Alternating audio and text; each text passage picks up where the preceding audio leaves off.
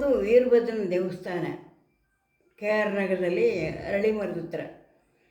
ಏಯ್, ಎಲ್ಲಿಗೆ ಹೋಗ್ತಾ ಇದ್ದೀರಿ, ಏನು ಮಾಡ್ತಾ ಇದ್ದೀರಿ ಅಂತ ಮೀಸೆ.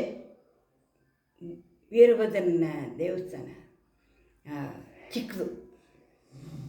ಆಗ ಅಂತಿಂಕ್ ನೋಡಿದ ತಕ್ಷಣ ಇಲ್ಲಿ ಬ್ರಹ್ಮ, ವಿಷ್ಣು,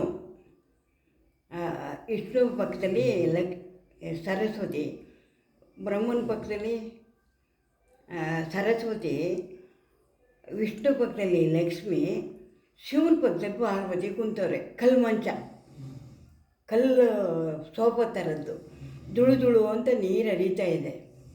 ಅಪ್ಪ ಒಂದು ಸುತ್ತಿಗೆ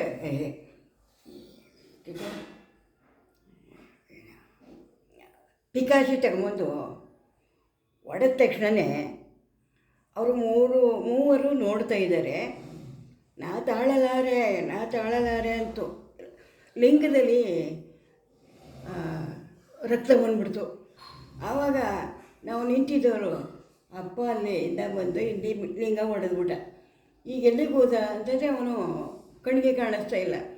ಅಪ್ಪನ ಹುಡ್ಕೊಂಡು ಹೋಗ್ಬೇಕಲ್ಲ, ಹೋಗ್ತಾ ಇರಬೇಕಾದ್ರೆ ಇದೆಲ್ಲ ಹೂವು ನನಗೆ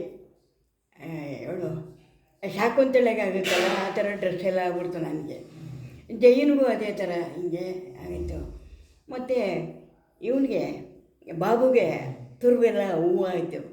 ನಾವು ಬೆಳೆ ಮಡಿಗಳೇ ಉಟ್ಕೊಂಡು ನಿಂತ್ಕೊಂಡಾಗ ಆಯಿತು. ಅಪ್ಪನ ನೋಡ್ಕೊಂಬರೋಣ ಎಲ್ಲೋದ ಅಂತ ನಾವು ಹೋಗ್ತಾಯಿದ್ರೆ ಮೋಡ ಆದರೆ ಆ ಮೋಡನೆಲ್ಲ ಹಾಯ್ಕೊಂಡು ದಾಟ್ಕೊಂಡು ಮುಂದೆ ಹೋದೆ. ಅಲ್ಲಿ ನದಿ, ಈ ಕಡೆ ಬಂಟ್ವ, ಈ ಕಡೆ ಥರದ ಹೂವಿನ ಗಿಡಗಳು.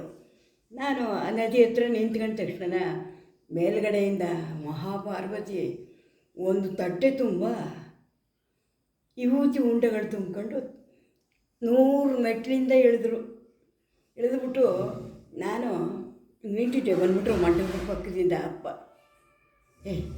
ನೀ ಮುಟ್ಬೇಡ ಆಯಿತಾ ಅಂದ್ಬಿಟ್ಟು ಒಂದಿಡೀ ವಿಭೂತಿ ಉಂಡೆ ಅಪ್ಪ ಗೋರ್ಕೊಂಡ್ರು.